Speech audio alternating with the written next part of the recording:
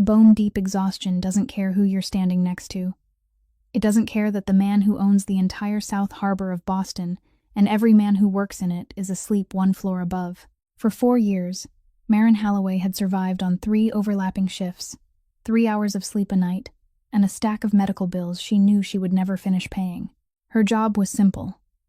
Come down to the 40th floor at midnight, feed the files into the shredder, and never read them. She was paid not to read them. That night, in the middle of the records room, her knees finally gave out. She braced for cold concrete. She did not brace for waking hours later on the 42nd floor, a place she had never been permitted to enter. Her calloused fingers closed tight around the silver ring on the hand of a man who had ordered men killed.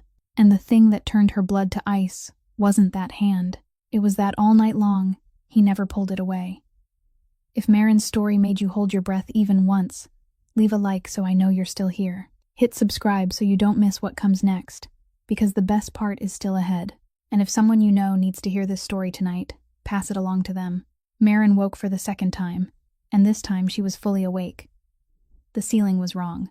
It wasn't the stained, crumbling plaster above her second-floor apartment, and it wasn't the row of flickering fluorescent lights in the storage room. It was high, white, and so clean that it looked as though no one had ever lived beneath it. She lay still, letting her mind slowly piece everything back together. Her knees, the concrete floor, the darkness. And then she realized her right hand wasn't resting on top of the blanket. She turned her head very slowly, the way people turn when they already know they aren't going to like what they're about to see. Cormac Rourke was sitting in an armchair that had been pulled close to the edge of the bed.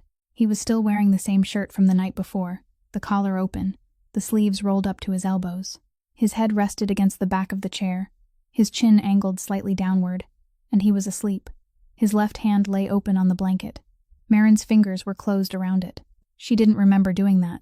She pulled her hand away, and she moved too quickly, and the soft rustle of fabric in that silent room sounded as loud as something breaking. His eyes opened. There was no confusion in them, no slow blinking from a man trying to find his way back into the world. He went from asleep to awake in a fraction of a second, and his first look landed directly on her face, sharp and complete, as though he'd never closed his eyes at all. Maren held the hand she had withdrawn against her chest. Her heart was beating somewhere near her throat. He said nothing. He looked at her hand, then at his own, still lying open on the blanket, then slowly curled his fingers and drew it back, like a man setting down something heavy. The silver ring on his little finger caught the first faint gray light of dawn. She cleared her throat. It felt dry as paper. You didn't call security. It wasn't a question, but she wanted it to be one. Cormac sat upright, rolled his neck once, and his vertebrae cracked with a dry, brittle sound. Security would have hauled you to your feet, dragged you down 40 floors, and left you sitting on the sidewalk, he said. His voice was rough, not because he had just woken up, but because it seemed to have always been that way.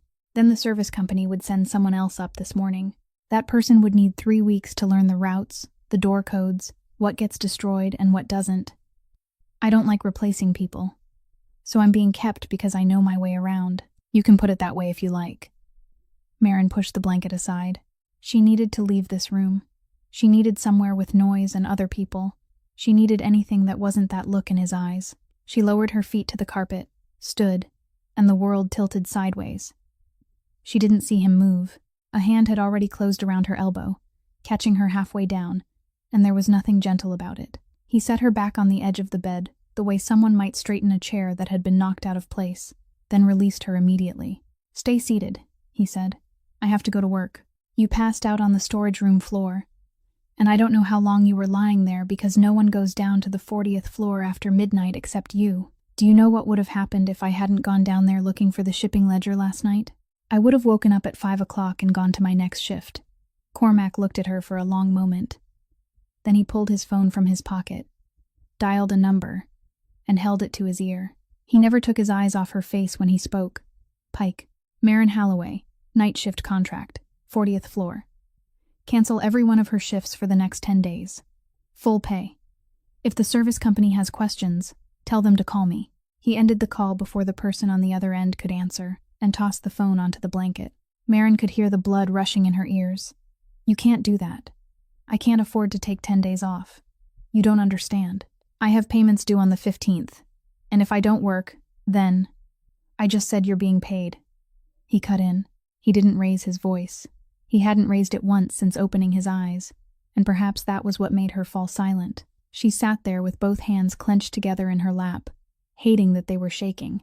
Over the past 4 years, she had learned many ways not to accept anything from anyone, because everything given came with a price, and that price was always collected when a person was at their weakest. She looked up at him.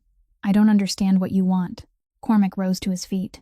He picked up the coat draped over the back of the chair, folded it across his arm, and walked toward the door. At the threshold, he stopped, but he didn't turn around.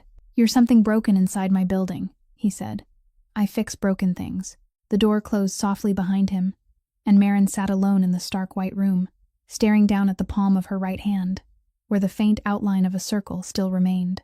Belhaven Nursing Center stood on the western edge of the city, a 3-story red brick building with a parking lot that always seemed far too large for the number of cars inside it. Maren took the number 7 bus, got off at the final stop, and walked the rest of the way, just as she had done every Tuesday and Saturday afternoon for the past 4 years. She signed the visitor log at the reception desk, accepted the plastic badge, and followed the second-floor hallway toward the last room at the end of the corridor. Room 214. She pushed open the door. Jonah lay in his usual position, the head of the bed raised at a moderate angle, his face turned toward the window. He could breathe on his own. He didn't need the machine to help him anymore, and that was what the doctors continued to call progress. And Maren had learned how to take from that word whatever small piece she needed to keep moving forward. He still couldn't speak. It had been 4 years. She pulled the plastic chair closer to the bed, sat down, and took the folded newspaper from her purse. It was a habit she had begun during those first weeks, when the nurses told her to keep familiar sounds around him, to speak to him as though he could hear. Maren didn't know whether he could hear or not. She only knew that if she stopped talking, the room would be left with nothing but the steady counting of the machines, and she couldn't bear that. She opened the newspaper and read the sports section first, because Jonah had always read the sports section first. The city's team had lost its 3rd game in a row. A coach had been fired. She even read the long, tedious commentary written by a columnist she found boring herself, simply because it filled another 3 minutes. Then she turned to the local news and read about a waterfront redevelopment project, a traffic jam in the tunnel, and the weekend weather. She read in her normal voice, not too gently, because Jonah had always hated being spoken to in a gentle voice. When she finished, she folded the newspaper and placed it on the bedside cabinet beside the plastic cup and a half-empty box of tissues. The top of the cabinet was bare. She had once brought photographs, but later she took them home again, because there were afternoons when she didn't have the strength to look at them. She stayed a while longer, holding her brother's hand, and told him that she had fainted in the storage room, that it had been ridiculous, and that she only needed to catch up on a little sleep and she would be fine. She didn't tell him the rest. She didn't tell him about the white room on the 42nd floor, about the man sitting in the armchair, or about the 10 days off she had never asked for. There were things she still didn't know how to name, and she didn't want to speak them aloud in this room. On her way out, she stopped at the financial office on the 1st floor, because she always stopped there, because avoiding it only made everything more expensive. The woman behind the desk recognized her immediately, and her expression was the expression of someone about to say something she had already been forced to say far too many times in her life. She opened the file, turned the screen around, and reminded Maren that the cost of care for the patient in room 214 was $9,000 a month, and that this month's payment was already 11 days overdue. She added that she was very sorry, that she was only following procedure, and that once the balance passed 30 days, the file would be transferred to another department. Maren nodded. She said she would find a way. She said it in the voice of someone who had spoken those words many times and had never completely lied, because every time she had found a way, somehow or another, through night shifts or weekend shifts, or by going without meals. The woman behind the desk nodded in return and didn't ask anything else. Perhaps she had heard those words many times too. Maren stepped back into the hallway and meant to walk straight to the exit. But when she reached the turn, she stopped. On the wall beside each door was a small plastic frame holding the patient's name card. She had passed it hundreds of times, but that afternoon she stopped and looked at it for a long time, at the white card with its neat black lettering, her brother's name, his date of birth, his room number. 4 years. She still hadn't grown used to seeing Jonah's name on a card like that. She thought of the 20-year-old brother who used to argue with her over who got to use the car first. The brother who left dirty shoes in the middle of the hallway and never remembered to close the refrigerator door. And she thought about how his name was now printed in an administrative typeface. Neat and clean. In the middle of a corridor where everything was neat and clean. She stood there until an orderly pushed a cart past and she had to move aside. Then she left, signed out, and returned the badge, and took the number 7 bus back home. That night, she returned to her apartment, cooked nothing, lay down in her clothes, and slept for 3 hours. It was a good night. The door to Cormac Rourke's office opened without a knock, and that was the only thing he needed to know who was walking in. The building had 42 floors, more than 300 employees, and exactly one person who was allowed to enter that way. Deirdre Kavanagh walked straight to his desk and dropped a file onto the wood. She didn't sit. She never sat when she brought him something she considered a waste of both their time. "You wanted to know about her, so here it is," she said. "I had people check 3 different sources. There's nothing." Cormac pulled the file closer and opened it. The first page was a copy of her identification. She looked younger in the photograph, her face fuller, without the dark circles he had watched through an entire night. He turned the page. Clean criminal record. No connection to the Zaleski family. No connection to anyone at the harbor. Employment contract through the service company, signed 4 years earlier. Financial records. A list of creditors. Her younger brother's medical file and the nursing care expenses continued on to the next page. He read every line, not quickly, while Deirdre stood waiting with the patience of a woman who had spent 30 years waiting for Rourke men to finish reading documents. "She works 3 jobs at once," Deirdre said. "The night shift here, an hourly job somewhere else, and on weekends, she answers phones for a small office. She hasn't taken a single day off in 14 months. That isn't loyalty, Cormac. It's arithmetic. She's subtracting her own life piece by piece to pay a debt that can never be paid off." Cormac didn't answer. He had reached the last page. He went back to the beginning and read through it a second time, more slowly, and this time he wasn't reading what was on the paper. He was reading what wasn't. Her father had died 4 years earlier. The file listed the cause as an accident connected to an industrial fire, followed by one brief line stating that he had been suspended from his position as a safety inspector after the investigation ended. That was all. There was no warehouse address, no name for the owner of the cargo stored there that night, no report number, no date, and there were no 2 words that anyone who had investigated records for 30 years would have written on the first page in bold letters and underlined, because they were the only thing that made the entire file important. Harbor Point. The name didn't appear anywhere. Cormac kept turning the pages at the same pace. He didn't stop, didn't look up, and didn't allow a single muscle in his face to move. Inside his chest, something very cold had just opened its eyes. He knew Harbor Point. He knew who had owned it that autumn, knew what had been stored in the warehouse, knew who had called whom during the week before it burned.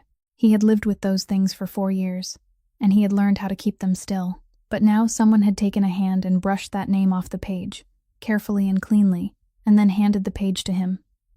"Anything else?" he asked. Deirdre shrugged. "Nothing worth your time. She's a contract worker who had bad luck. This city has 10,000 people just like her." Cormac closed the file and pushed it aside. "Thank you," he said. "I'll look at it again later." Deirdre watched him for 1 second longer. She was the only person in the building who dared to watch him for 1 second longer. Then she turned away. "You should sleep," she said with her hand already on the doorknob. "You look like your father did in his final year." The door closed. Cormac remained still. He kept his expression unchanged until the sound of her heels disappeared at the end of the hallway, and only then did he allow himself to breathe out.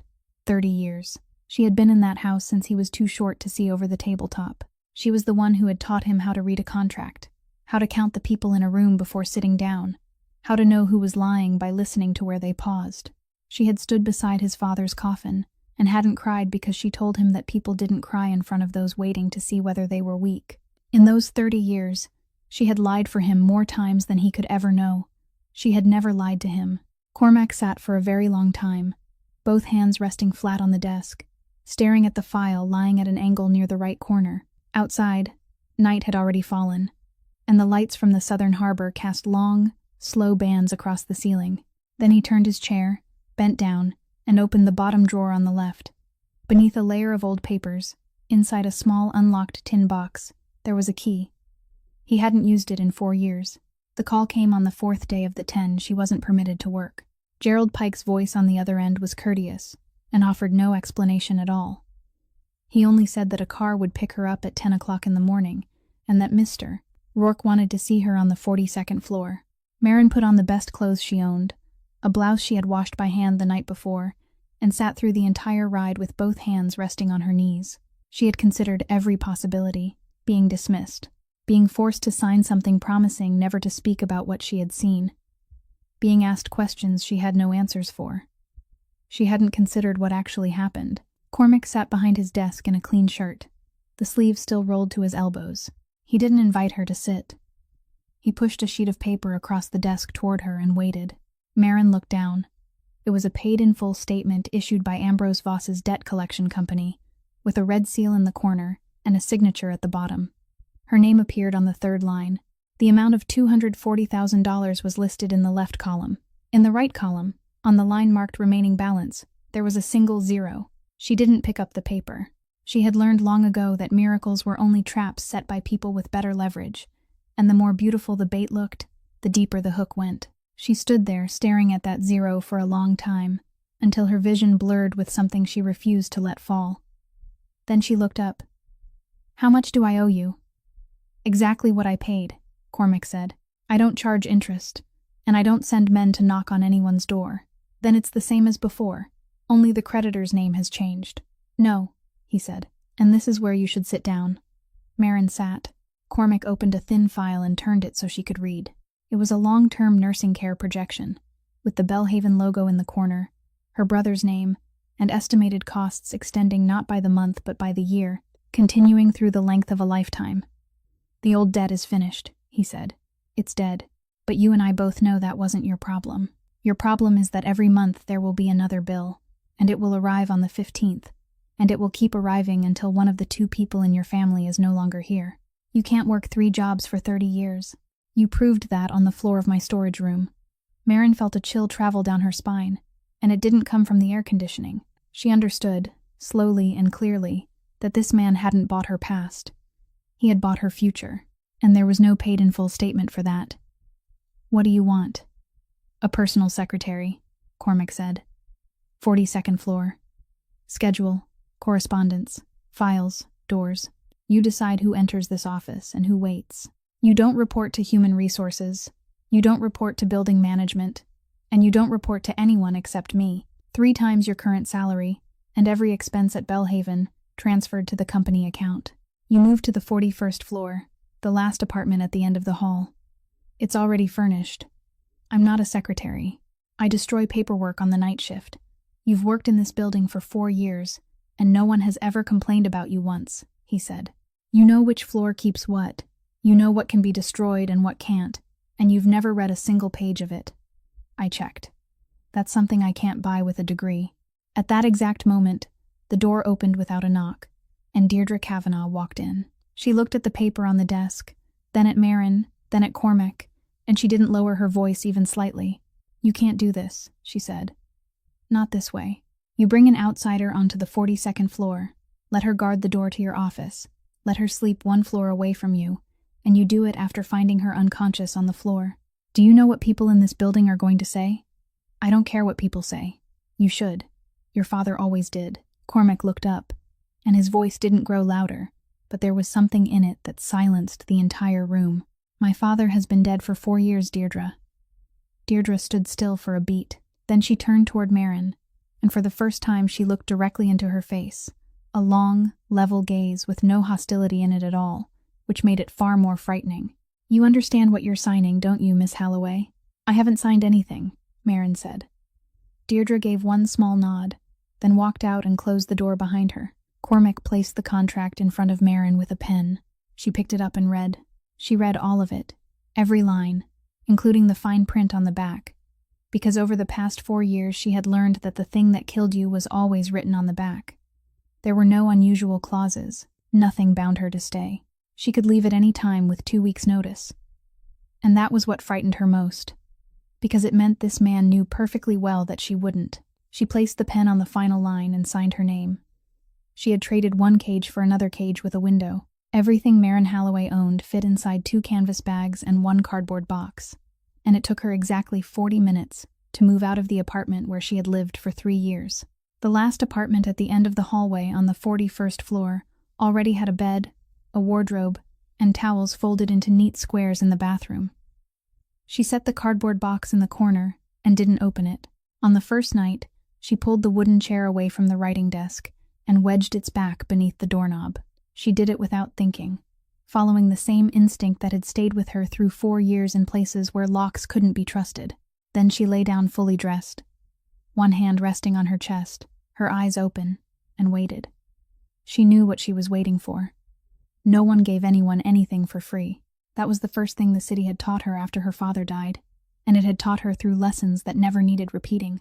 People paid her not to read, and she understood very well that when a man paid $240,000, what he bought couldn't possibly be only a schedule book and someone who knew how to close a door. There would be a knock. Maybe not tonight. Maybe after a week. After a month. Once she had grown used to warm blankets and begun to forget where she was, then there would be a knock and a voice on the other side of the door, and the real price would finally be spoken aloud. On the second night, she left the chair where it was. She had worked all day, had learned how to use Cormac's scheduling system, had learned that he didn't eat lunch, that he answered emails at 4 o'clock in the morning, that 3 telephone numbers were allowed to be connected directly, and every other call had to go through her. He told her exactly what needed to be said, and not one word more. He didn't look at her longer than necessary. In the evening, when she left the office, he was still sitting there, and the desk lamp cast light across one half of his face. On the third night, she lay awake listening to the elevator moving through the center of the building, counting how many times it stopped, telling herself that if it stopped on the 41st floor, she would know. It didn't stop. On the fourth night, she dreamed of the storage room and the cold concrete floor, and she woke at 3 o'clock in the morning with her heart pounding. She sat upright in the darkness and stared at the door for 20 minutes until she was certain no one was outside. On the 5th night, she realized she hadn't checked the lock before lying down, and she sprang up to check it, and she hated herself for doing so. On the 6th night, she left the chair in its proper place beside the writing desk. She lay down, waited for the familiar fear to rise, and it didn't. By the 7th night, she understood, and what she understood made her colder than everything she had feared during the 6 nights before it. She lay in the darkness and went back through every day, one by one. He hadn't touched her once. He hadn't stood closer than necessary once. He hadn't asked a single question about her private life, hadn't mentioned that night again, hadn't given any sign that he was waiting to be repaid for anything. For 7 days, that man had treated her exactly as an employer treated an employee, nothing more. And that was the problem. Because if he wanted something from her, she would know where she stood. She would know the price, know how to pay it, know how to live with it, just as she had lived with everything else. But a man who spent that much money, erased a debt she had dragged behind her for 4 years, and then asked for nothing, left only 2 possibilities. Either what he wanted was so great that it wasn't time to name it yet, so great that he had to wait until she trusted him enough, grew accustomed enough, became trapped enough, or he hadn't bought anything from her at all. He was paying another debt, to someone else, for something else. And somehow, she was merely the place where that debt was being paid. Maren lay still for a long time with that thought. It touched a place inside her that she had sealed shut long ago, a place that still held the sound of a telephone ringing at midnight 4 years earlier, and a voice asking whether she was a relative of Mr. Emmett Holloway. She didn't allow herself to follow that thought any further. She sat up, went to the writing desk, poured herself a glass of water, and drank it all while looking through the window toward the southern harbor, where the cranes stood in a row beneath the yellow lights, and nothing moved. Then she returned to the bed and pulled the chair away from the writing desk once more. But this time she didn't wedge it beneath the doorknob. She placed it beside the bed and hung her coat over its back, the way people did in a room where they intended to stay. It was the most foolish thing she had ever done.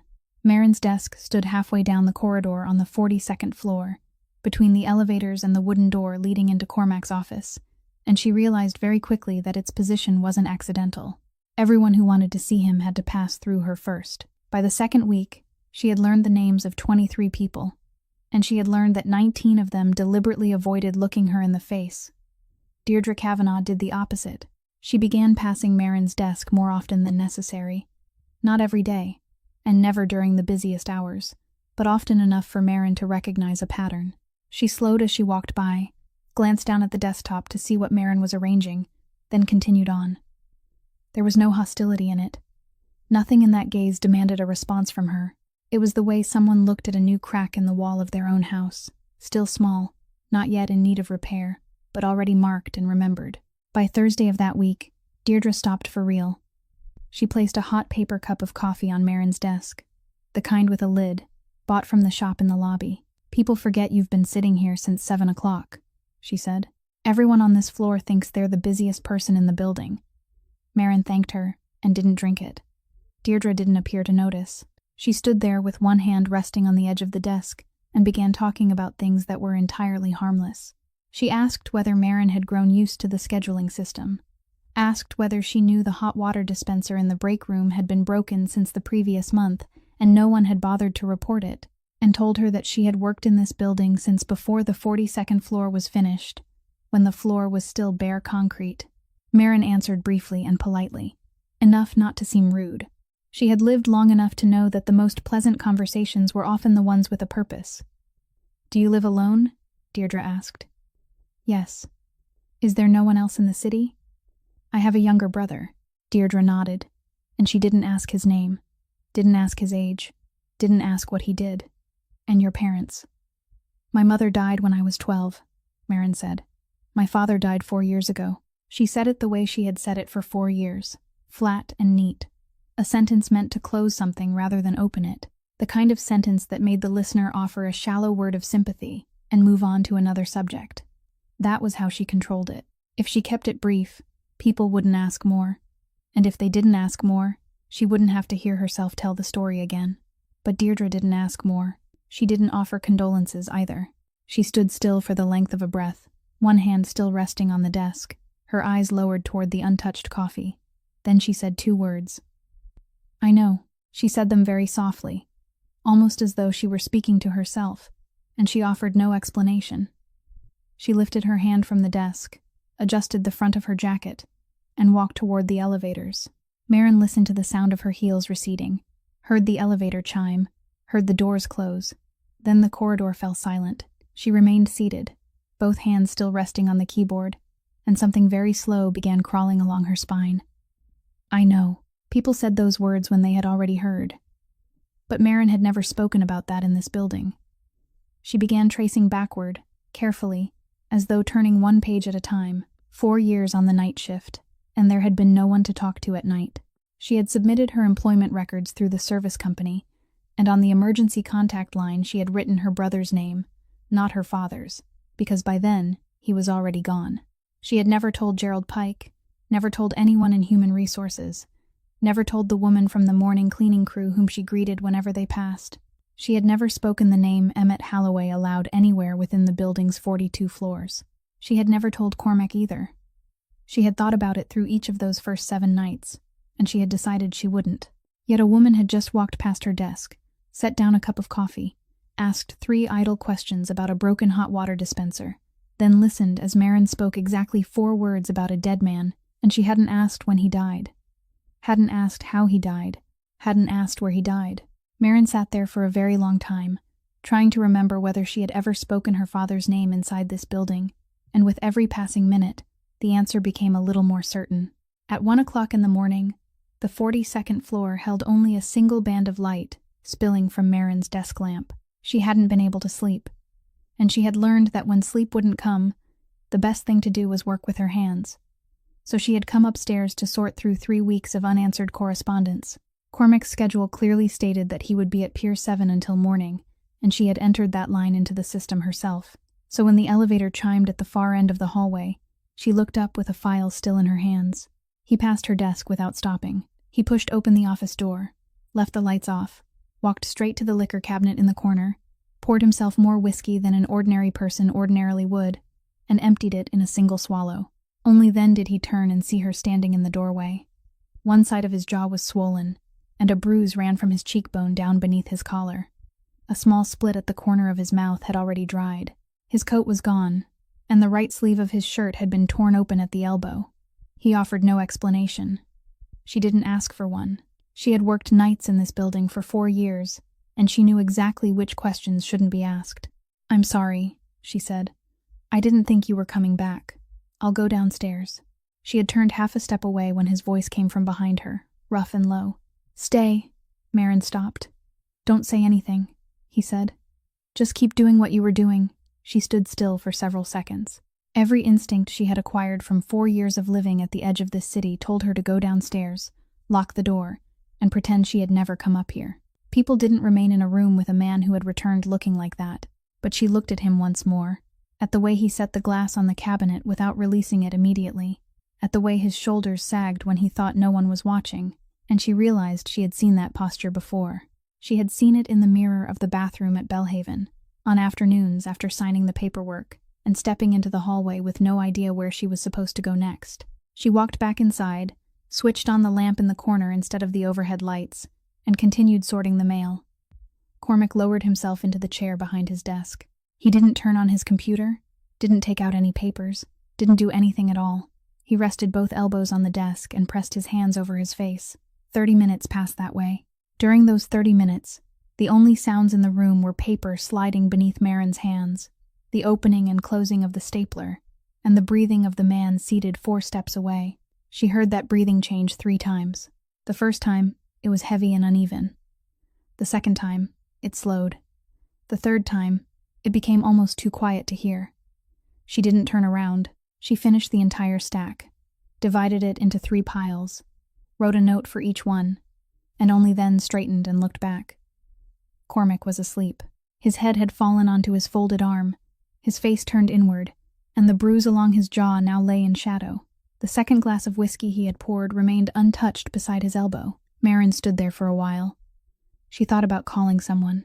She thought about leaving him exactly as he was, and walking out.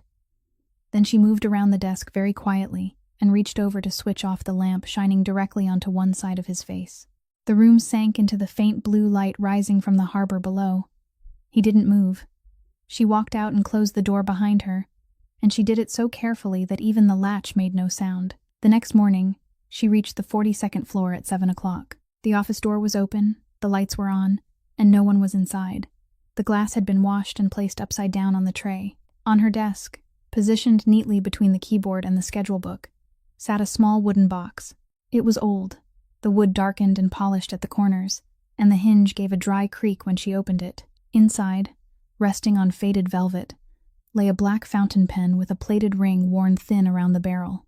Engraved into the side in small block letters, slightly crooked to the right because the engraver had been careless all those years ago, were 7 characters she had known by heart since before she could read the whole alphabet. E. Halloway. Maren couldn't remember when she had sat down. She only knew that sometime later she was sitting on the floor with her back against the side of the desk, the pen resting in her right palm.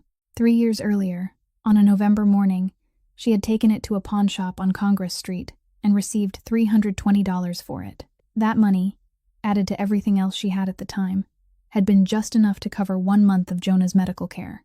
She had stood outside that pawn shop for 15 minutes before finding the courage to walk in, and she had never gone back because she knew she would never be able to redeem it. There was no note inside the box. There didn't need to be. But she sat on the floor with the pen in her hand, and for 10 full minutes, she couldn't make herself stand. Clearing out the old personnel filing cabinet was on the list of things that had been postponed for far too long on the 42nd floor, and Maren took the job because she needed something that would occupy both her hands. The fountain pen had remained in her desk drawer since that day, and she hadn't used it once or said a single word of thanks to Cormac, because she didn't know how anyone was supposed to thank someone for a thing like that. He never mentioned it either. He passed her desk every morning and said exactly what needed to be said. The bruise along his jaw faded from purple to yellow, and then disappeared, and no one in the building asked a single question. On Wednesday afternoon, she pulled open the bottom drawer of the filing cabinet and began sorting through old employment applications that should have been transferred to the archives 2 years earlier. She worked alphabetically, and when she reached the letter H, her hand stopped. The file bore her own name, Maren Halloway, contract employee through the service company, registered on September 12th, 4 years earlier. She opened it because she couldn't think of any reason not to. Inside was a copy of her identification from that time, the application she had filled out by hand at the service company's office, the emergency contact section listing Jonah's name, and a one-page personnel assessment prepared by Human Resources. She turned to the last page. In the lower right corner, beneath the space for the official stamp, there was a handwritten word in black ink, the strokes firm and slanting to the right. Approved. Beneath it was a signature. Maren had looked at that signature every day for the past 3 weeks. She had placed it on dozens of documents, had learned to recognize it from 6 feet away, and had noticed that he always carried the final stroke slightly beyond the printed line. She sat down on the floor among the scattered files and stared at it for a long time. A night shift contract worker hired through an outside service company didn't need the signature of the head of the corporation. No one on any of the building's 42 floors needed that signature. She went back through the other files, 20 of them, then 30, including those belonging to people who had worked the same shift as she had back then. None had a signature in the lower corner. None had a handwritten word. She closed the cabinet, picked up her file, and walked down the corridor. She knocked twice and pushed the door open without waiting. Cormac looked up from the papers in front of him.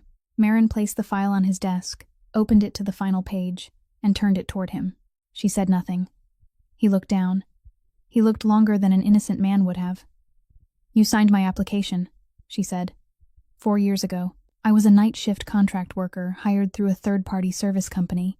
I checked 30 files in that cabinet, and not one of them had your signature. Not one." Cormac didn't answer immediately. He set down the pen in his hand very slowly, and that was what caught her attention, because he never did anything slowly. "You applied," he said. "I signed it. That's all you need to know. You didn't happen to find me in the storage room. I found you in the storage room because I went down to retrieve the shipping ledger.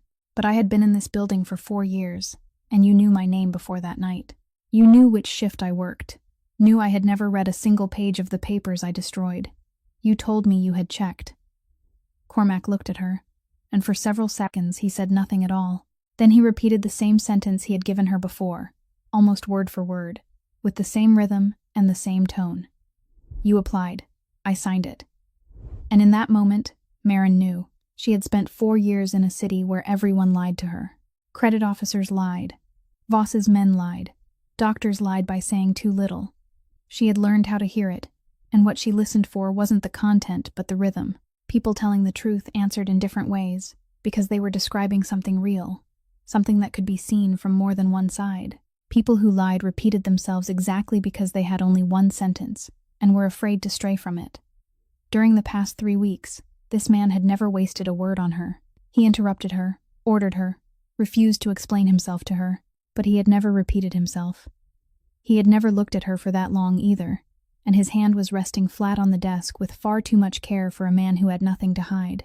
She picked up the file, closed it, and walked out.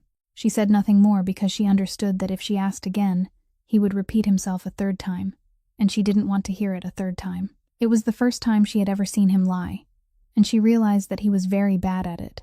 On Saturday afternoon, Maren arrived at Belhaven earlier than usual, because, for the first time in 4 years, she didn't have to hurry to another shift afterward. The front lobby was brightly lit and warmer than the air outside, and at the corner of the reception desk, a little girl of about 6 was sitting with a box of crayons, coloring on a stack of white paper. When the nurse on duty noticed Maren looking over, she explained that the child was her daughter, that the babysitter was busy that day, so she was sitting there waiting for her mother's shift to end, and that she was a very good girl who could stay occupied for hours as long as someone gave her a box of crayons. Maren signed the visitor log, accepted her badge, and while she was waiting for the elevator, the little girl slid down from her chair, ran over, and held out a sheet of paper. "You have orange hair," the girl said with absolute certainty, like someone who had finished a job and wouldn't tolerate an argument. On the page was a woman with 2 straight legs like sticks, a triangular dress, and a mass of bright orange hair that covered nearly half the paper. Maren took it and said thank you, and the girl smiled before running back to her mother. The nurse called after her with an apology, but Maren shook her head and said it was all right. She held the picture in her hand through all 4 floors of the elevator ride. In room 214, she peeled the adhesive strip from the edge of the paper and attached it to the door of the bedside cabinet, directly within sight if the person lying in the bed turned his head to the right. That block of orange was the only color in the entire room. She stepped back and looked at it for a while, and she realized that for 4 years, she had left her brother's room blank and white, like a sheet of paper no one had written on, and she didn't know whether that was because she had no time or because she was afraid. She pulled the chair closer and sat down, and she was about to open the newspaper when the nurse assigned to the floor came in for the routine examination. She had worked on that floor since Jonah's 2nd year there, and Maren had known her long enough to recognize when she had something she wanted to say. The nurse finished the examination, wrote on the chart, and only then turned back. "Something happened this week," she said. "We recorded several instances when the patient appeared to respond to sound. Not many, and the responses didn't occur consistently.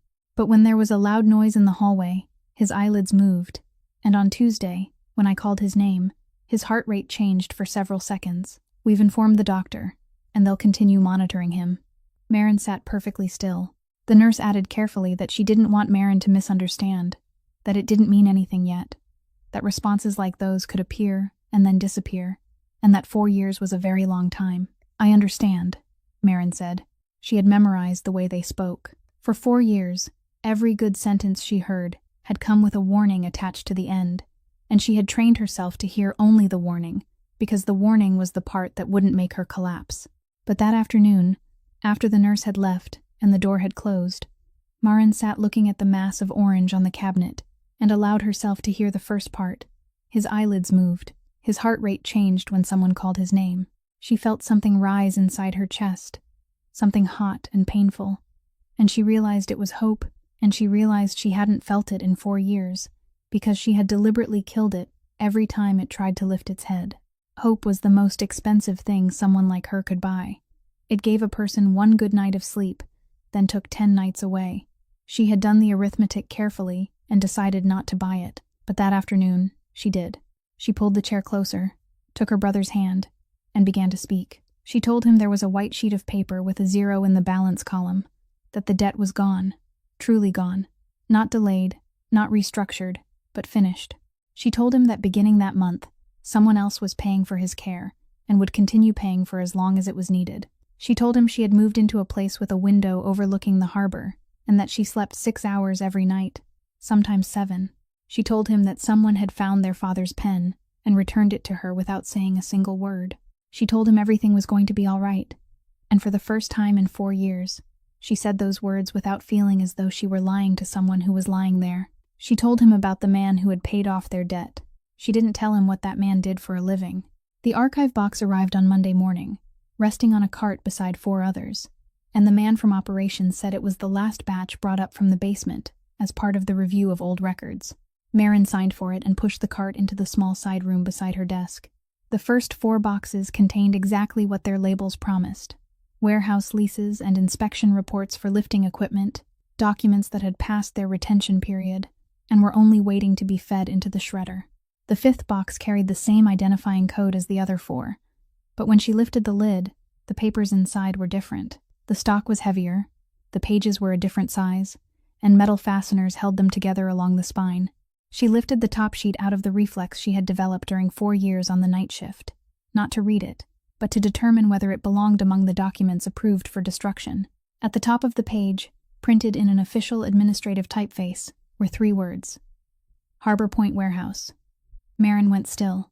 She had lived with those 3 words for 4 years, and she had never seen them printed on any document except the old newspaper articles she had stopped reading long ago.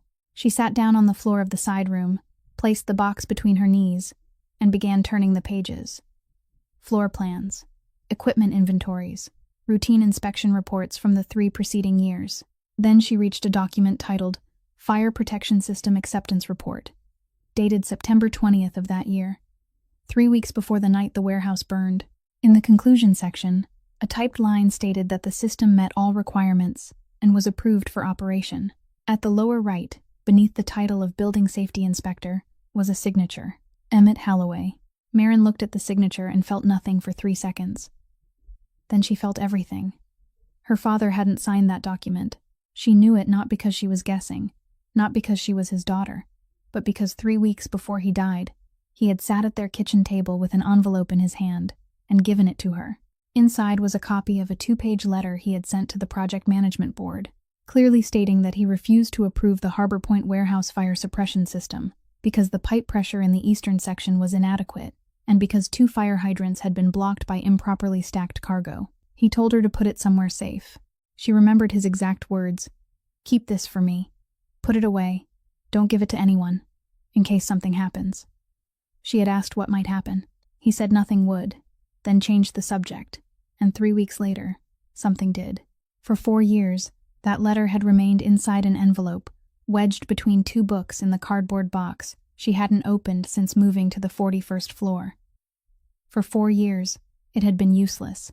She had taken it to 2 law offices during the first year, and both had told her the same thing, that a letter refusing approval proved nothing, because someone could refuse on one day and sign the next after the contractor corrected the problems, and that without the original acceptance report for comparison, there was nothing to pursue. No one had ever found the original report. It wasn't in the case file, wasn't at the department, wasn't anywhere. It was only cited in the investigative conclusion, and that conclusion contained a single sentence stating that the responsible inspector had approved the system 3 weeks before the incident, and that sentence had turned her father from a man who died in a fire into a name people lowered their voices when they mentioned. Marin sat on the floor of the side room among the cardboard boxes, holding the report in both trembling hands, and understood that she had just found the missing half. Placed beside each other, those 2 documents were no longer a meaningless refusal. They were a refusal followed by a signature on the same system and the same work item, with no corrective action report between them. She searched through the entire box, page by page, her hands shaking so badly that she tore the edge of one sheet. There was no corrective action report, no record of reconstruction, nothing at all. There was only the refusal she had kept on the 41st floor and this document. She sat motionless for a very long time, and then another thought rose inside her, slow and cold, growing until it filled the entire room. This document wasn't at the department. It wasn't in the case file. No one had found it in 4 years. It was sitting in the archives of the man who had just paid off her debt. Marin carried the report to her desk and placed it beneath the light. She meant to look at the signature one more time, only one more time, and then she would decide what to do. But she didn't look at the signature. She looked at the small handwritten line in the left margin, the routine notation every records clerk added to mark a document's storage status. 3 brief words, stating that the original had been transferred to the archives. She had been staring at that line for 3 seconds when her hand moved automatically to the left, toward the schedule book that always lay open beside her. That book had been the first thing given to her when she moved to the 42nd floor. It contained Cormac's entire fixed schedule for 6 months, and it had been written by hand from the first page to the last, because the person who created it didn't trust computers, and that person was Deirdre Kavanagh. Marin placed the 2 pages side by side, the same slant, leaning slightly to the right, a little too sharply for someone who wrote slowly, the same way of forming the letters G and Y, the tails drawn downward and then curved back up into a small hook that very few people still used. The same way of writing the number 4, open at the top, and on both pages, the writer lifted the pen midway through the same stroke, leaving a very thin break between the horizontal line and the vertical one. Marin sat still, both hands resting flat on either side of the paper. Inside her mind, a very calm voice reminded her that similar handwriting proved nothing, that she wasn't an expert, that thousands of people wrote with a rightward slant. She let the voice finish. Then she turned 6 more pages in the schedule book and found 4 more matching details, and the voice fell silent. She sat there for a long time. Then she did something she could never explain afterward, something she didn't know why she had chosen to do at that exact moment. She turned on the computer and signed into the company's payment system, where all of Jonah's nursing expenses had been transferred beginning the month before. She wanted to see whether that month's payment had gone through. It had, but in the reconciliation section, the system displayed the patient's payment history for the previous 4 years, and Marin saw a column she had never seen on any of the paper invoices Belhaven sent her. Every month, beside the amount she paid, there was a second payment. It wasn't large, roughly 1/5 of the total cost. It appeared regularly beginning in the 2nd month after Jonah was admitted, with not a single month missing. Not even the months when she was 11 days late. Not even that November when she took her father's pen to the pawn shop on Congress Street. The source column listed a Belhaven long-term patient assistance fund. Marin had heard of funds like that. During the first year, she had applied twice, and had been rejected both times because Jonah's case didn't fall within the priority group. She had assumed the monthly difference came from a reduction granted by the facility, and she had been grateful for it in the way people were grateful for good weather. She clicked on the name of the fund. A registration entry opened. The fund was named after a woman, her full name written out, a name Maren had never heard in her life. She stared at it, and a faint, uncertain sensation began tugging at the back of her neck. The feeling of someone who had just passed a familiar face, without remembering where they had seen it. She opened the old personnel filing cabinet, the one she had sorted through to the letter H the week before, and then stopped. She pulled out the index drawer and turned to the letter K. Deirdre Kavanagh's file was the thickest in the entire drawer, 30 years of records, and on the first page, beneath personal information, there was a small line listing her maiden name. Maren read it, then she read it again.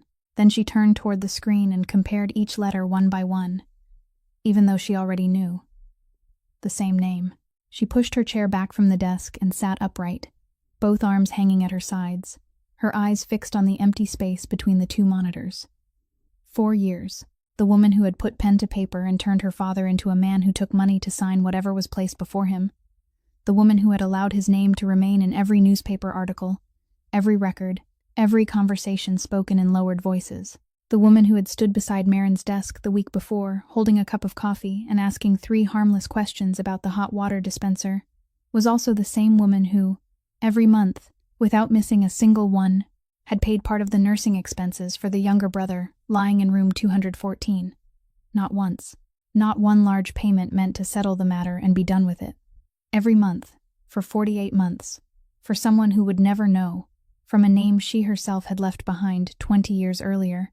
Maren sat there in the empty corridor of the 42nd floor and tried to find a word for what she had just seen. It wasn't kindness. It wasn't exactly guilt either. Maren went down to the 41st floor at 9 o'clock that night, opened the cardboard box she hadn't touched since the day she moved in, and took out the envelope wedged between 2 books. She carried it back to the 42nd floor with the report, the schedule book, and a printed copy of Belhaven's 4-year payment history. She knocked twice and pushed the door open. Cormac was standing at the window with his back to her. He turned at the sound of the door, saw her, then lowered his eyes to the stack of papers in her hands. And he didn't ask a single question. Maren walked to the desk and placed each item down slowly, in order, like someone laying out evidence rather than someone who had come seeking answers. Her father's letter refusing approval. The report bearing the forged signature. The schedule book opened to the page with 4 matching details. The printout showing 48 payments. Then she straightened and looked at him. "How long have you known?" She asked it very softly. She wasn't crying. Her voice was flat, every word clear, and she heard herself as though she were listening to someone else. And she understood that this was the frightening part, because over the past 4 years she had learned that when a person stopped trembling, it meant they had already passed the place where they could still be saved. Cormac didn't look down at the papers. He looked directly into her face. 4 years, he said. Maren gave one small nod, as though she had just been given a figure in a price estimate. "Tell me." And he did. He didn't sit down, didn't pour himself anything, didn't lower his voice to make the truth easier to hear. He said that during the autumn of that year, a shipment belonging to Rourke Maritime had been stored at Harbor Point Warehouse under a customs deadline that couldn't be delayed, that the warehouse needed an approved fire protection report in order to remain operational, and that the inspector responsible had refused to sign it. He said that the inspector had conducted 2 inspections, had clearly documented that the pipe pressure in the eastern section was inadequate, and that 2 fire hydrants were blocked by improperly stacked cargo, and had submitted a written refusal to the project management board. He said that 3 days later, an approval report appeared bearing the inspector's signature, and the inspector knew nothing about it. Then he paused for a moment and delivered the rest in the same even voice. 3 weeks later, the Zaleski family sent men to burn the warehouse for the insurance money because the cargo inside didn't belong to them, while the insurance on the property did. They didn't know the fire protection system had failed inspection. They believed it had passed because there was a report. 3 men were working the night shift inside the warehouse. 2 made it out. Your father went back in. He didn't come out again. Maren stood motionless. She had read the investigative conclusion dozens of times during the first year, and not one word in it said that her father had gone back inside. It contained only a single sentence stating that the responsible inspector had approved the system 3 weeks before the fire, and that sentence had lived longer than he had. "And my brother," she said. Cormac was silent. "He was working security in that district at night," she continued, her voice still flat. "He was 20 years old. He ran inside looking for our father. They pulled him out, but it was too late. He hasn't spoken a single word in 4 years. "I know," Cormac said.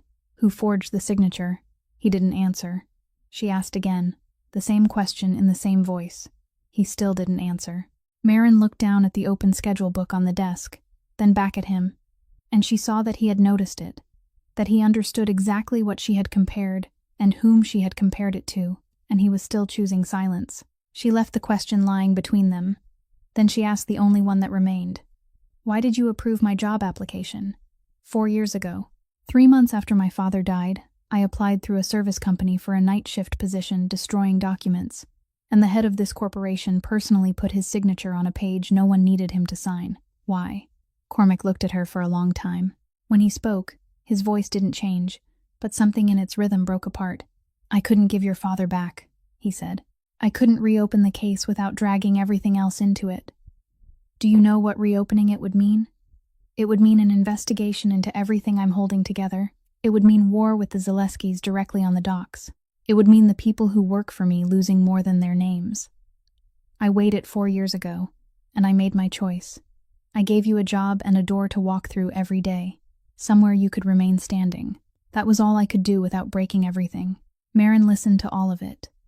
She heard the entire answer without interrupting him, and when he finished, she remained exactly where she was for several more seconds. Then she walked around the desk and stopped in front of him. He didn't step back. She took his left hand, the hand she had awakened 4 weeks earlier to find her own fingers closed around, and pulled the silver ring from his little finger. He allowed her to do it.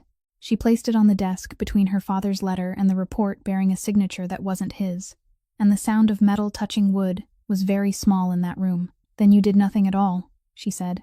She walked out, descended 42 floors, and stepped straight into the rain. Cormac didn't touch the ring for 2 hours after she left. It lay on the desk between the 2 documents, and he sat staring at it until the door opened without a knock. Deirdre walked in, looked down at the desk, and looked long enough to see everything lying there. She didn't ask where Marin had found them. She didn't pretend not to understand. She pulled out the chair opposite him and sat down, and it was the first time in 30 years that she had taken a seat in that room without being invited. "You forged his signature," Cormac said. "Yes," Deirdre said. She said it the way someone confirmed an expense in a ledger. "You want me to tell you all of it? Then I will. Your father was upstairs by then and no longer capable of making decisions. And you were 29 years old and didn't yet understand what you were sitting on. The shipment inside Harbor Point warehouse was worth 3 months of operations for the entire southern route. If it didn't clear customs on time, it stayed where it was. And if it stayed, customs broke the seal. And if customs broke the seal, 30 people lost their jobs, and 4 people lost much more than that. The Zaleskis had been waiting 2 years for exactly that moment. A delayed shipment isn't just a delayed shipment, Cormac. It's a war. I had 4 days to find a way through it. And what I found was a piece of paper that needed a signature no one was willing to give." She paused. "For 20 years, I paid many prices for your family," she said. "Some of those prices I still carry on my body. That signature was the cheapest of them. I thought it was a piece of paper. Nothing more than a piece of paper. I thought that if the fire protection system was faulty, they would repair it later, and that the worst thing that could happen was the cargo getting wet. And I calculated everything except one thing. I didn't know the Zaleskis were going to burn it. Had I known, I wouldn't have signed, not because I'm good, but because setting fire to a warehouse containing our cargo was something I would have stopped from the beginning. I didn't know, and I didn't know someone would go back inside that night." She spoke the final sentence more slowly than the 2 before it. Cormac remained still. He had lived for 4 years with what he knew, and he realized that in all those 4 years, he had never once sat in the same room with this woman and allowed the whole story to be spoken. He had avoided it like a door inside his own home. "What does she have?" Deirdre asked. "Enough," Cormac said. "Enough for what?" "Enough to reopen the case." Deirdre nodded slowly. She looked toward the window, where the rain was running in long streaks down the glass, and when she spoke again, her voice wasn't louder or colder. and nothing in it changed at all, and that was what made the words so heavy. "You know there are problems that simply need to disappear," she said. "We've done it many times before, and you've never once asked me how." "No," Cormac said. She turned to look at him. "No," he repeated. "Why?" He opened his mouth, and nothing came out. He had 5 answers ready, and all 5 were true, and none of them was the truth. He could say she was keeping the documents somewhere he didn't know. He could say she was the only person who had access to his schedule. He could say an investigation was already hanging over Pier 7 and this wasn't the time. He said none of those things. He sat there with both hands resting flat on the desk. And he remained silent for exactly 3 seconds. And those 3 seconds were the longest thing in the room all evening. Deirdre watched him through them. Then she stood. "You're like your father in many ways," she said. "But he never let me see the soft place." She walked out and closed the door very gently. Cormac sat for a while longer. Then he opened the bottom drawer on the left, took the key from the tin box, and held it in his hand for a long time before slipping it into his coat pocket. He found Maren in the last apartment at the end of the 41st floor hallway close to midnight. She opened the door with her hair still wet and her coat hanging over the back of the chair, and she didn't invite him inside, and he didn't step across the threshold. He stood in the doorway and placed 2 things on the writing desk just inside: a blank sheet of paper and the black fountain pen with 7 crooked characters engraved into its barrel. "Write down what you want to happen to her," he said. "Anything. Whatever you write, I'll do exactly that." Maren looked down at the paper.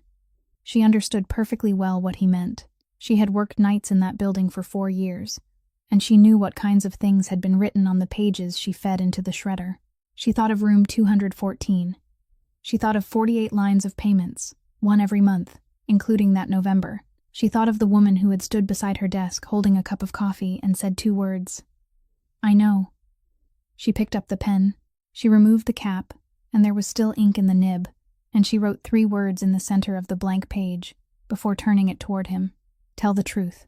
Cormac didn't take the page with those 3 words to any office. He knew exactly what happened when the head of an organization walked through the front door of a government agency carrying a file in his hands.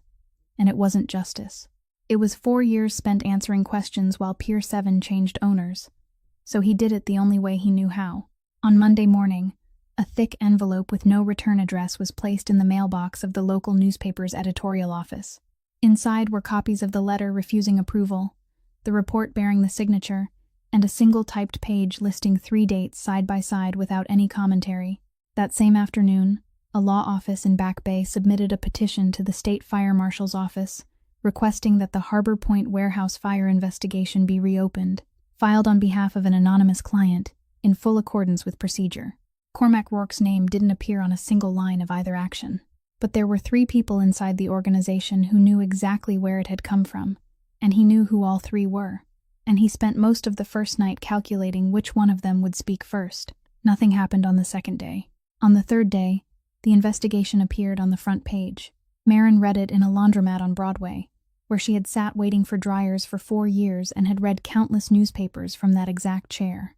She saw her father's name in the headline, read the article from beginning to end, then read it a second time, and halfway through the second reading, she realized she had risen to her feet without knowing when.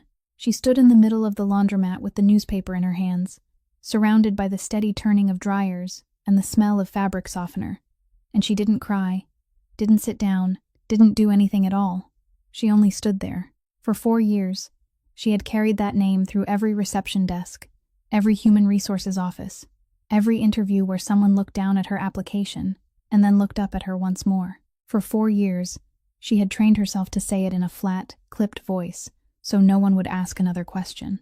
Now it was printed in bold letters across the front page, and the sentence following it wasn't the one she had memorized.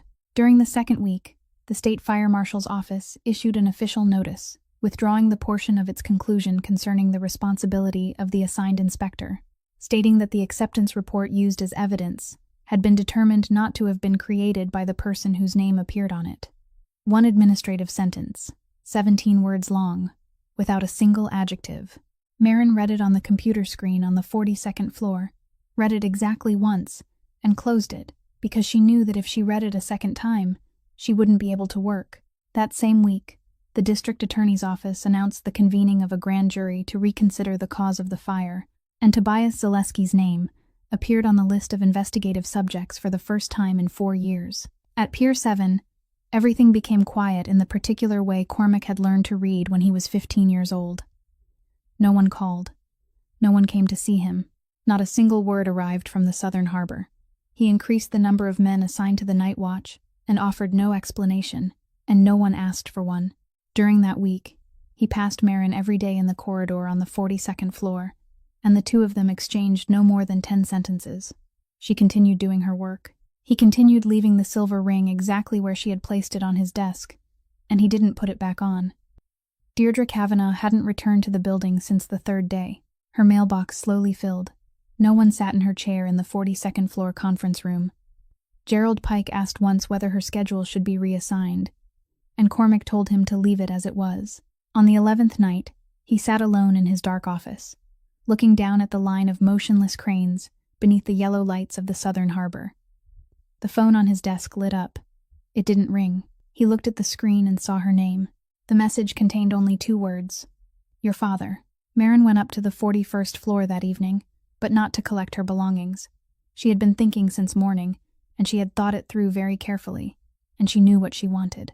She wanted to stand in front of that woman and ask one question, not why she had forged the signature, because someone had already answered that question for her, but why she had paid for 48 months on behalf of someone who would never know.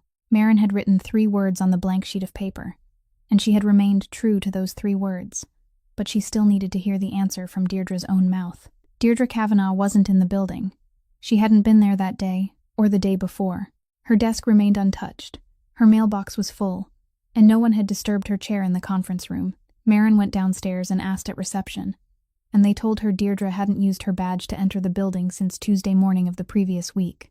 She returned to the last apartment at the end of the 41st floor hallway and sat on the edge of the bed in darkness for a very long time, and beyond the window, the storm that had been gathering all day finally broke open. Rain struck the glass sideways in waves. The lights of the southern harbor blurred into distorted yellow halos. She didn't sleep. At 2:15 in the morning, thunder cracked directly above the building, and immediately afterward, in the silence that followed, she heard the private elevator start moving. Marin knew that sound. During 4 weeks of working on the 42nd floor, she had learned that the private elevator only ran when one person used it, and that person never traveled with anyone. She opened her door slightly and stepped into the hallway. The elevator doors slid apart at the far end. Cormac came out, and he wasn't walking. He was dragging himself forward. His left shoulder pressed against the elevator wall to give him momentum, and when he pulled away from it, he had to reach out and brace himself against the wall. His coat was gone. The left side of his white shirt was soaked dark, and the stain was spreading downward with gravity. And it wasn't rainwater. He managed 3 steps before stopping to lean against the wall, leaving a streak across the wallpaper, and then he looked up and saw her standing in the middle of the hallway. Go back to your room, he said. His voice was no longer rough. It was thin. Marin didn't go back to her room. She moved toward him quickly, reached out with both hands, then stopped halfway because she didn't know where she could touch him without causing more pain. I'll call security. I'll call Pike. No, he said. Lock the elevator. She looked at him for 1 second, then ran to the control panel at the end of the hallway, entered the floor lock code, and heard the heavy sound of the mechanism closing inside the elevator shaft. When she turned back, he had dragged himself several more steps and was leaning against the frame of his door. She slipped her shoulder beneath his right arm, and he allowed her to do it, and she realized he was much heavier than she had imagined, and she had to grip the doorframe to keep both of them from falling. She managed to get him inside and lowered him onto the edge of the bed. He sat folded forward, one hand pressed tightly against his side, breathing in short bursts through clenched teeth. What did Zaleski do? Marin asked. She was searching for the light switch and spoke without turning around. It was the only explanation that made sense. A grand jury had been convened. His name was on the list, and if there was one man in the city who wanted Cormac Rourke to stop breathing, it was Tobias Zaleski. She had arranged the entire sequence in her mind before she even asked. Cormac shook his head. She found the switch and turned on the light, and beneath it, she saw more clearly than she wanted to. She knelt in front of him. It wasn't him, Cormac said. Then who was it? He raised his head. His face was deathly pale, and a line of rainwater still ran down his temple, and he looked at her exactly the way he had looked at her that first morning in the white room on the 42nd floor, fully and without looking away. She did it herself. Maren didn't understand immediately. For 2 seconds, her mind refused to place those words where they belonged. Then it did. "She was sitting in the back seat of my car," Cormac said. "She had been sitting in the back seat of my car since I was 15 years old. 40 minutes. She asked me why. I couldn't answer her that time either. Because of the money," Maren said, and she heard her voice break on the final word. It wasn't about the money. For 30 years, she held everything together, and last week I chose someone whose name I had only known for 4 weeks. She didn't need me to explain myself to anyone else. She only needed me to explain myself to her, and I stood there in silence. For someone like her, silence costs more than any answer. Maren reached for the telephone on the bedside cabinet. Her right hand had already pressed 2 numbers when a hand closed around her wrist and stopped her. There was no strength in the grip, but he didn't let go. The doctors belonged to her. Maren set the telephone down. For 2 seconds, she remained seated on the floor. And during those 2 seconds, her mind ran through every possibility and discarded them one by one. No elevator, no security, no doctor. That left only her. She stood, and her voice changed, and she heard that change as though someone else were speaking. It was the voice she had used at the Bellhaven financial desk during the first year, the voice of someone who no longer had time to be afraid. "Is there a medical kit anywhere?" "Under the sink," Cormac said. "In the bathroom." She found it there. A heavy black canvas bag packed so tightly that the zipper strained against its seams. She dragged it into the room and set it on the floor in front of him. "Take off your shirt." He lifted his hands to the buttons, but his fingers slipped and couldn't manage them. And he tried a second time before giving up. Maren seized both sides of the shirt and pulled hard, and the buttons tore free and rolled across the floor. She stripped the wet fabric from his shoulders and threw it aside. She looked once, only once, long enough to know what she had to do, and then she didn't look again. "I don't know how to stitch a wound," she said. "You don't need to," he said. "Clean it, apply pressure, seal it.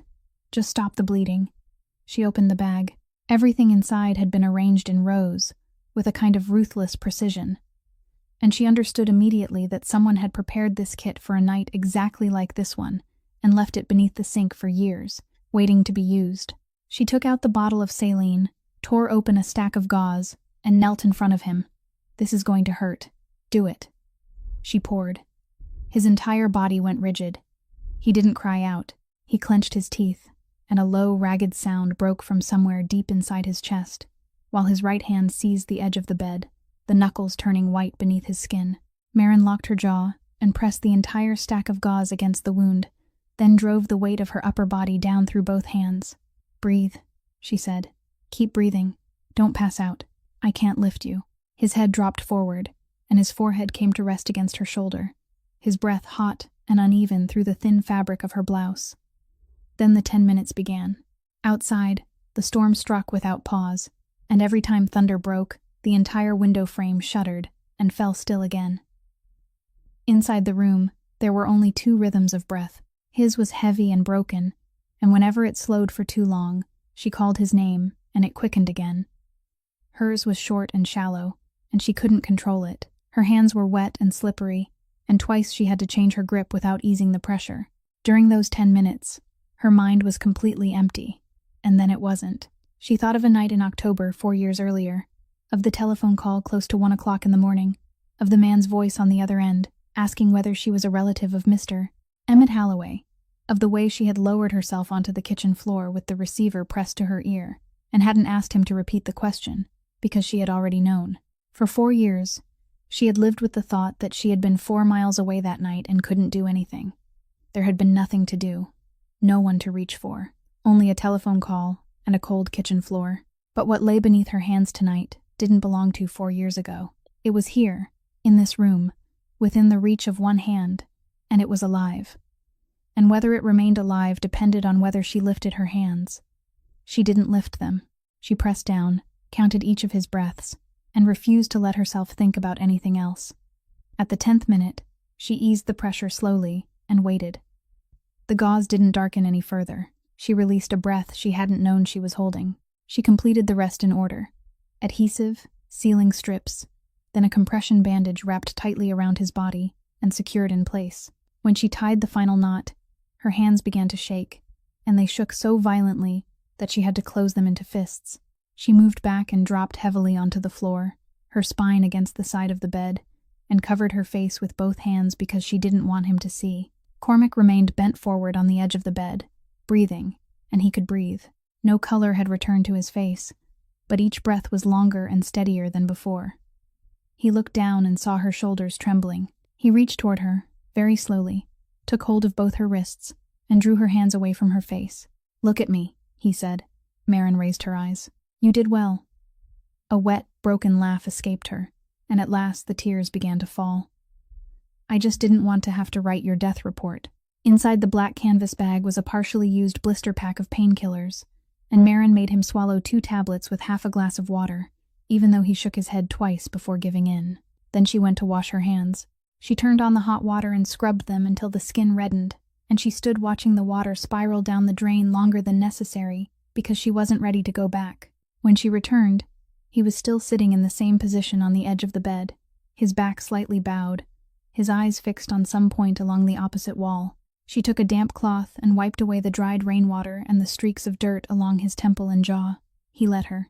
His eyes followed her hand with a slow, heavy concentration, the kind of focus belonging to someone who was slipping downward but wasn't yet willing to admit it. "You need to lie down," she said.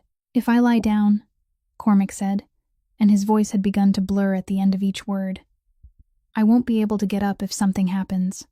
The elevator is locked. The floor entrance is locked. No one can come up here tonight." He was silent for a while. The medicine was loosening the strained lines in his face little by little, and along with them, the layers of defense that had kept this man standing upright for 7 months were beginning to slide away. "That isn't what I mean," he said. "If I close my eyes, everything collapses. All of it. Do you know how many people are waiting for me to close my eyes?" Maren looked at him. Something inside her chest tightened with a sharp and unfamiliar pain, and she realized that for 4 years, she had built a very thick wall to keep herself from feeling exactly this. She had believed the man sitting before her belonged to an entirely different kind of life, that he lived on another level of the city beneath a different kind of gravity. But she had heard those words before. She had spoken them to herself at the end of the month, on nights when the Bellhaven bill arrived, and she sat at the kitchen table afraid to lie down because she feared that if she slept, everything would fall apart by morning. She and he had been built from the same thing. He simply wore a better suit. "It won't collapse," she said. She reached out, placed her palm on his uninjured shoulder, and pushed, gently but firmly. "I'm here. I'll watch the door." He resisted for exactly 1 beat. Then the strength to resist ran out of him, and he allowed her to ease him backward. A hiss escaped him when his back touched the mattress, his face tightening before settling into a pale expression of complete exhaustion. Maren pulled the blanket up over his chest. She turned away to gather the black canvas bag and the torn fabric scattered across the floor. And as she turned, she had already prepared herself for a hand to close around her wrist. It didn't. Instead, she felt his fingers touch the center of her right palm and place something small, round, and cold inside it. Then he folded her fingers around it one by one, slowly, until her hand was closed. He said nothing. Maren opened her hand and looked down. The plain silver ring rested in her palm. The circle of metal she had awakened 4 weeks earlier to find her fingers wrapped around, the same circle of metal she had pulled from his little finger 11 days earlier and placed on the desk between 2 documents. She looked up. His eyes were already half closed, and he offered no explanation, and she understood that he never would because this man had never told the truth about anything through words. She closed her hand around the ring. She stood there for a long time. Then she looked at the wooden door, at the dark stain on the hallway wallpaper that she would have to deal with in the morning, at the man lying on the bed and struggling to keep his eyes open for 1 more minute because he didn't believe the world would remain intact if he stopped watching it. She thought of the armchair pulled close to the bed in the white room on the 42nd floor, and of a man who had sat there through an entire night without pulling his hand away. Maren took off her shoes. She set the ring on the bedside cabinet, climbed onto the mattress, and lay on her side at the opposite edge, leaving enough space between them that she wouldn't touch the compression bandage. She didn't pull any of the blanket over herself. "Go to sleep, Cormac." It was the first time she had called him by his name. He didn't answer, but in the darkness, She heard the ragged breathing beside her begin to slow, then deepen, then stretch into a steady rhythm she had never once heard from this man during the 4 weeks she had worked one floor away from his room. It was the first real sleep he had known in 7 months. Maren lay still with her eyes open, staring at the dark ceiling, and realized that she didn't want to leave this room. Maren woke at 6 o'clock, and the man beside her was still asleep. She lay still for several minutes, listening to that deep, even breathing, then slipped quietly out of bed, pulled the blanket higher over him, and placed the silver ring in his open left palm before leaving. She stopped at the corner shop to buy the newspaper, then took the number 7 bus, as she had done for 4 years. Inside her purse was the newspaper from 2 weeks earlier, the one with her father's name on the front page, and she had kept it smooth and uncreased as though it were a piece of identification. At Belhaven, the drawing with the mass of orange hair was still attached to the bedside cabinet in room 214. The nurse in charge of the floor was waiting for her at the door, and she asked Maren to sit before she began speaking. And Maren knew that when people asked you to sit down, what they were about to say was never something small. The nurse explained that during the past 10 days, the care team had been trying a simple communication process with the patient, that at first there had only been scattered responses, but over the past 3 days, they had become consistent. The patient blinked once when the answer was yes. She said the doctor had tested it twice and confirmed that the response was intentional. Maren lowered herself into the familiar plastic chair and had to place both hands on her knees to keep them from shaking. She leaned forward and called her brother's name. "Jonah, it's me. If you can hear me, blink once." She waited. 3 seconds passed, longer than any 3 seconds she had lived through in 4 years, and then his eyelids closed and opened again, firmly, once. Maren raised a hand to cover her mouth. The nurse placed one hand on her shoulder and remained that way without saying anything. When Maren was able to breathe again, she took out the newspaper and read the article to him from the headline to the final line, slowly, 1 sentence at a time. And when she finished, she told him that their father's name had been cleared, that the old conclusion had been withdrawn, that anyone who searched the records now would see only the truth. She asked whether he understood. 1 blink, then she sat in silence for a long time, because the next question was the one she hadn't dared to ask in 4 years. "Do you remember that night?" 1 blink. "Did you see anyone there?" 1 blink. The nurse brought out an alphabet board, a plastic sheet printed with rows of letters that the care team used, and she showed Maren how to move through each row and each column, pausing to wait for the signal. The 40 minutes that followed were the slowest 40 minutes Maren had ever lived. She moved, stopped, and waited. She wrote each character on the back of the newspaper with her father's fountain pen. The first character, the second. By the 4th, her hand had begun to shake, and she had to set the pen down for a while. By the 6th, Jonah closed his eyes and didn't open them again because he was exhausted, and the nurse said that was enough for 1 day, that they would continue tomorrow. Maren looked down at the back of the newspaper. 6 characters were written there in the ink strokes of a man who had been dead for 4 years, forming a name she had heard every day for the past 4 weeks, the name engraved on the brass sign in the lobby of the 42-story building, the name of the man sleeping his first true sleep in 7 months on the 41st floor. She sat motionless. Then she remembered something she had skimmed over in the thickest personnel file in the K drawer, a line noting funeral benefits paid 8 years earlier to a relative of the Rourke family. Cormac Rourke had an older brother. That brother had been declared dead 8 years ago. Maren Holloway's story stops here, but perhaps you, like me, understand that it hasn't truly ended. Some people don't need anyone to save them. They only need someone to remain long enough for them to dare close their eyes. And sometimes that is the greatest gift one human being can give another. True kindness rarely announces its own name. It arrives as a fountain pen redeemed and left quietly on a desk, a lamp switched off so someone else can sleep, a door guarded through the night by someone who asks for nothing in return. And the honor of someone who has died will always be worth what we must sacrifice for it, because as long as one survivor remembers the truth about them, that person has never completely disappeared. If today's story touched you, please leave a like, subscribe to our channel, and share this video so that each day you can have more meaningful stories to listen to. Tell us how you feel about Maren, about Cormac, and about the choices they made by leaving a comment below, because we truly hope to hear what is in the deepest part of your heart. May you and your family always have abundant health, a joyful life, and peace in every day. Goodbye for now, and we'll see you again in the next video.